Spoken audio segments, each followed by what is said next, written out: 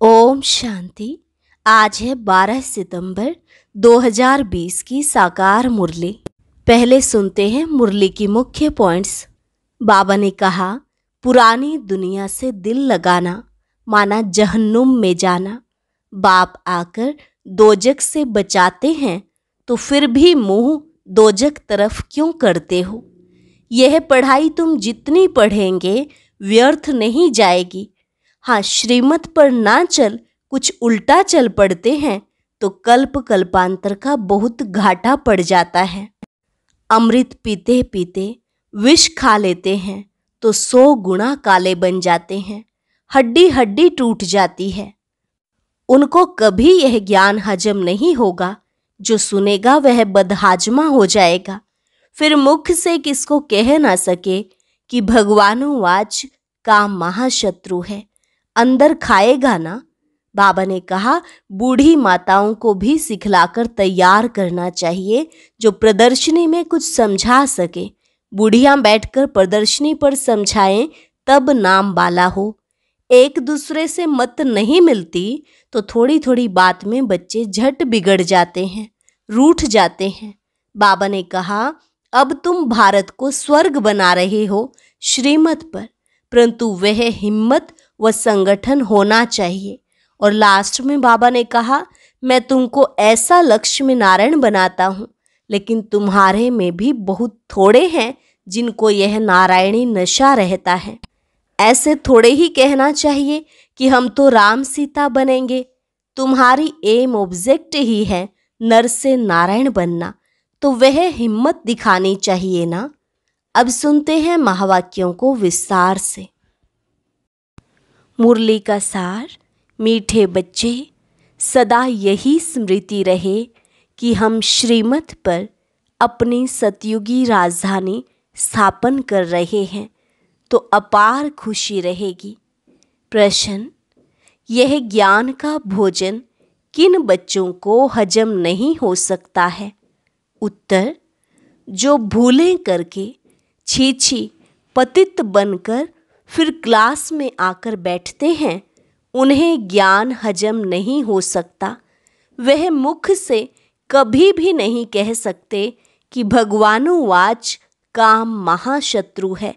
उनका दिल अंदर ही अंदर खाता रहेगा। वह आसुरी संप्रदाय के बन जाते हैं। ओम शांति। बाप बैठ रूहानी बच्चों को समझाते हैं। वह कौन सा बाप है? उस बाप की महिमा तुम बच्चों को करनी है। गाया भी जाता है, सत्य शिव बाबा, सत्य शिव टीचर, सत्य शिव गुरु। सच तो वह है ना। तुम बच्चे जानते हो, हमको सत्य शिव बाबा मिला है। हम बच्चे अब श्रीमत पर एक मत बन रहे हैं, तो श्रीमत पर चलना चाहिए ना। बाप कहते हैं, एक तो देही अभिमानी बनो और बाप को याद करो। जितना याद करेंगे अपना कल्याण करेंगे। तुम अपनी राजधानी स्थापन कर रहे हो फिर से। आगे भी हमारी राजधानी थी। हम देवी देवता धर्म वाले ही 84 जन्म भोग अंतिम जन्म में अभी संगम पर है। इस पुरुषोत्तम संगम युग का सिवाय तुम बच्चों के और कोई को पता नहीं है। बाबा कितनी पॉइंट्स देते हैं। बच्चे अगर अच्छी रीति याद में रहेंगे तो बहुत खुशी में रहेंगे, परंतु बाप को याद करने के बदले और दुनियावी बातों में पड़ जाते हैं। यह याद रहनी चाहिए कि हम श्रीमत पर अपना राज्य स्थापन कर रहे हैं। गाया भी हुआ है, ऊंच ते ऊंच भगवान, उनकी ही ऊंच ते ऊंच श्रीमत है। श्रीमत क्या सिखलाती है? सहज राजयोग।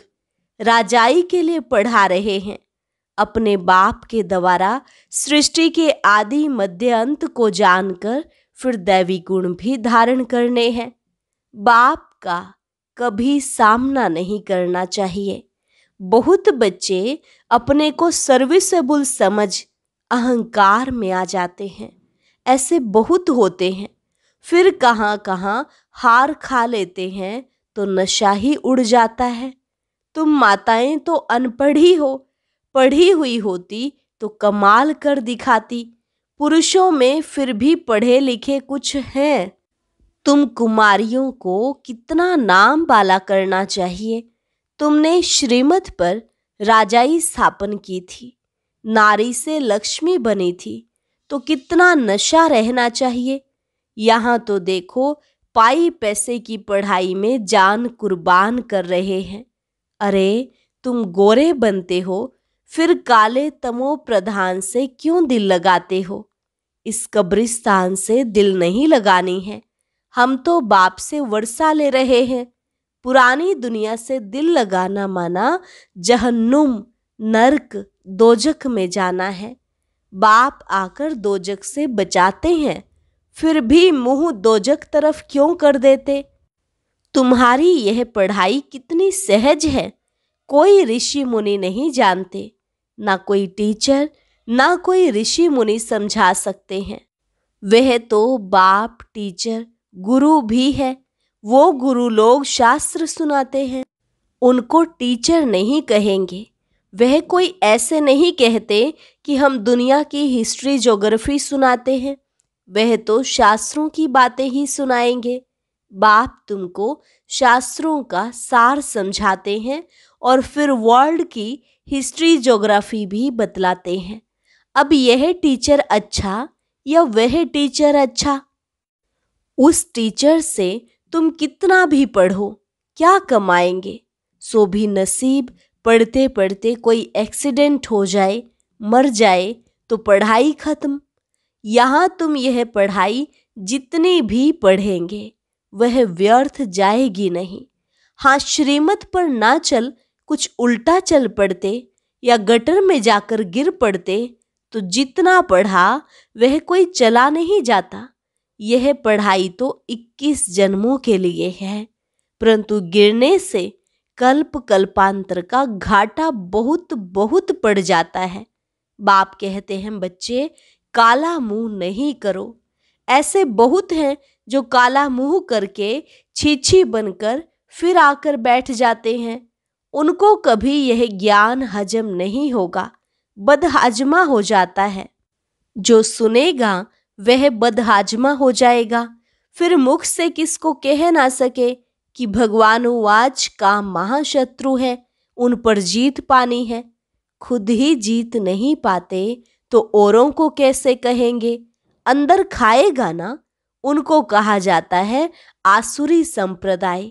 अमृत पीते पीते विष खा लेते हैं तो 100 गुना काले बन जाते हैं, हड्डी हड्डी टूट जाती है।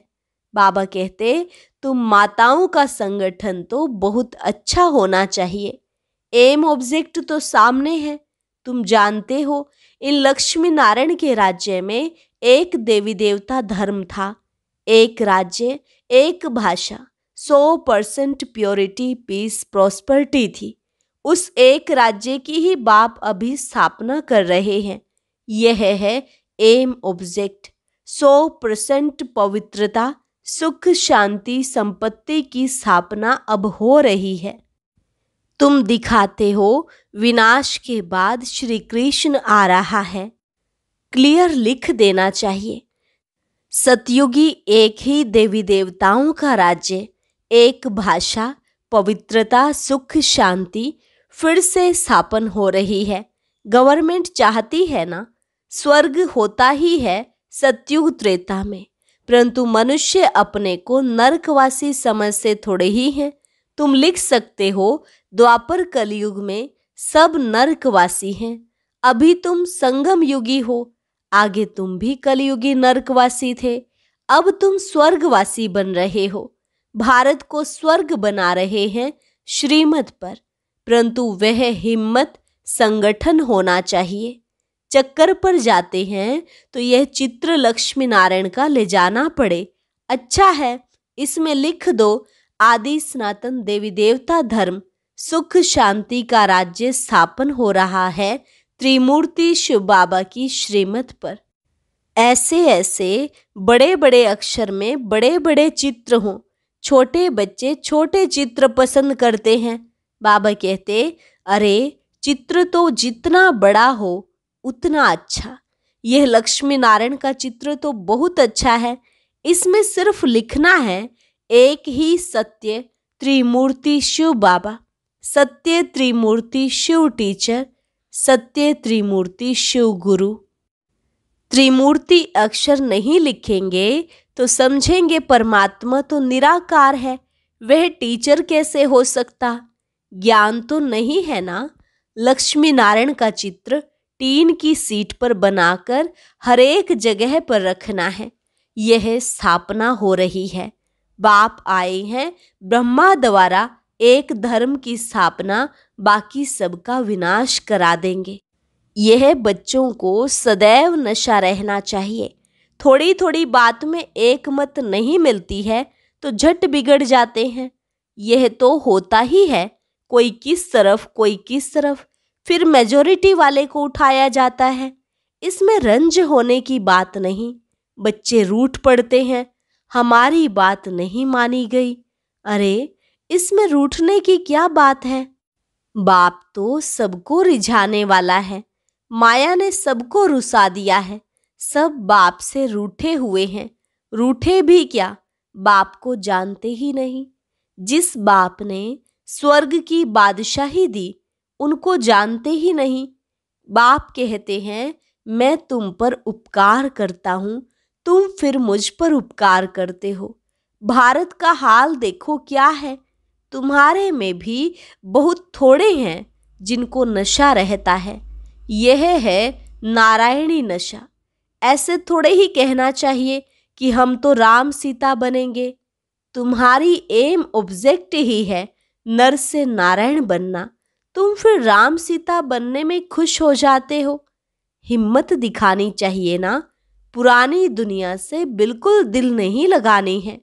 कोई से दिल लगाई और मरे, जन्म जन्मांतर का घाटा पड़ जाएगा। बाप से तो स्वर्ग के सुख मिलते हैं, फिर हम नरक में क्यों पड़े? बाप कहते हैं तुम जब स्वर्ग में थे तो और कोई धर्म नहीं था। अभी ड्रामानुसार तुम्हारा धर्म है नहीं। कोई भी अपने को देवता धर्म का नहीं समझते हैं। मनुष्य होकर भी अपने धर्म को न जाने तो क्या कहा जाए। हिंदू कोई धर्म थोड़े ही है। किसने स्थापन किया यह भी नहीं जानते। तुम बच्चों को कितना समझाया जाता है। बाप कहते हैं मैं कालों का काल अब आया हूँ सबको वापस ले जाने। बाकी जो अच्छी रीति पढ़ेंगे वह विश्व का मालिक बनेंगे। अब चलो घर, यहाँ रहने लायक नहीं है। बहुत किचड़ा कर दिया है आसुरी मत पर चलकर। बाप तो ऐसे कहेंगे ना, तुम भारतवासी जो विश्व के मालिक थे अब कितने धक्के खाते रहते हो, लज्जा नहीं आती है? तुम्हारे में भी कोई है जो अच्छी रीति समझते हैं। नंबरवार तो है ना। बहुत बच्चे तो नींद में रहते हैं, वह खुशी का पारा नहीं चढ़ता है। बाबा हमको फिर से राजधानी देते हैं। बाप कहते हैं इन साधुओं आदि का भी मैं उद्धार करता हूँ। वह खुद न अपने को न दूसरे को मुक्ति दे सकते हैं। सच्चा गुरु तो एक ही सतगुरु है जो संगम पर आकर सबकी सद्गति करते हैं। बाप कहते हैं मैं आता हूँ कल्प के संगम युगे युगे, जबकि हमको सारी दुनिया को पावन बनाना है। मनुष्य समझते हैं बाप सर्वशक्तिमान है, वह क्या नहीं कर सकते। अरे, मुझे बुलाते ही हो कि हम पतितों को पावन बनाओ तो मैं आकर पावन बनाता हूँ। बाकी और क्या करूँगा? बाकी तो रिद्धि सिद्धि वाले बहुत हैं। मेरा काम ही है नरक को स्वर्ग बनाना। वह तो हर 5000 वर्ष के बाद बनता है, यह तुम ही जानते हो। आदि सनातन है देवी देवता धर्म, बाकी तो सब पीछे पीछे आए हैं। अरविंद घोष तो अभी आए हैं, तो भी देखो कितने उनके आश्रम बन गए हैं। वहाँ कोई निर्विकारी बनने की बात थोड़े ही है। वह तो समझते हैं गृहस्थ में रहते पवित्र कोई रह नहीं सकता। बाप कहते हैं ग्रस्त व्यवहार में रहते सिर्फ एक जन्म पवित्र रहो। तुम जन्म जन्मांतर तो पतित रहे हो, अब मैं आया हूं तुमको पावन बनाने। यह अंतिम जन्म पावन बनो। सतयुग त्रेता में विकार होते ही नहीं। यह लक्ष्मी नारायण का चित्र और सीढ़ी का चित्र बहुत अच्छा है। इनमें लिखा हुआ है सतयुग में एक धर्म एक राज्य था। समझाने की बड़ी युक्ति चाहिए। बूढ़ी माताओं को भी सिखलाकर तैयार करना चाहिए जो प्रदर्शनी में कुछ समझा सके। कोई को भी यह चित्र दिखाकर बोलो इनका राज्य था ना, अभी तो है नहीं। बाप कहते हैं अब तुम मुझे याद करो तो तुम पावन बनकर पावन दुनिया में चले जाएंगे। अब पावन दुनिया स्थापन हो रही है। कितना सहज है। बूढ़ियां बैठकर प्रदर्शनी पर समझाएं तब नाम बाला हो। कृष्ण के चित्र में भी लिखत बहुत अच्छी है। बोलना चाहिए यह लिखत जरूर पढ़ो। इनको पढ़ने से ही तुमको नारायणी नशा अथवा विश्व के मालिक पने का नशा चढ़ेगा। बाप कहते हैं मैं तुमको ऐसा लक्ष्मी नारायण बनाता हूँ तो तुम्हें भी औरों पर रहम दिल बनना चाहिए। जब अपना कल्याण तब दूसरे का भी कर सकेंगे। बूढ़ियों को भी ऐसा सिखलाकर होशियार बनाओ जो प्रदर्शनी पर बाबा कहे कि 8-10 बूढ़ियों को भेजो तो झट आ जाएं। जो करेगा सो पाएगा। सामने एम ऑब्जेक्ट को देखकर ही खुशी होती है। हम यह शरीर छोड़ जाए विश्व का मालिक बनेंगे। जितना याद में रहेंगे उतना पाप कटेंगे। देखो लिफाफे पर छपा है 1 रिलीजन 1 डीटी किंगडम 1 लैंग्वेज। वह जल्दी स्थापन होगी। अच्छा, मीठे मीठे सिकिलधे बच्चों प्रति माता पिता बाप दादा का याद प्यार और गुड मॉर्निंग। रूहानी बाप की रूहानी बच्चों को नमस्ते। रूहानी बच्चों की रूहानी बाप दादा को नमस्ते नमस्ते गुड मॉर्निंग। धारणा के लिए मुख्य सार। पहली पॉइंट, कभी भी आपस में व बाप से रूठना नहीं है। बाप रिझाने आए हैं इसलिए कभी रंज नहीं होना है। बाप का सामना नहीं करना है। दूसरी पॉइंट, पुरानी दुनिया से पुरानी देह से दिल नहीं लगानी है। सत्य बाप सत्य टीचर और सत्य गुरु के साथ सच्चा रहना है। सदा एक की श्रीमत पर चल देही अभिमानी बनना है। वरदान, आदि रत्न की स्मृति से अपने जीवन का मूल्य जानने वाले सदा समर्थ भव। आदि रत्न की स्मृति से अपने जीवन का मूल्य जानने वाले सदा समर्थ भव। जैसे ब्रह्मा आदि देव हैं, ऐसे ब्रह्मा कुमार कुमारियां भी आदि रत्न हैं। आदि देव के बच्चे मास्टर आदि देव हैं। आदि रत्न समझने से ही अपने जीवन के मूल्य को जान सकेंगे, क्योंकि आदि रत्न अर्थात प्रभु के रत्न, ईश्वरीय रत्न तो कितनी वैल्यू हो गई।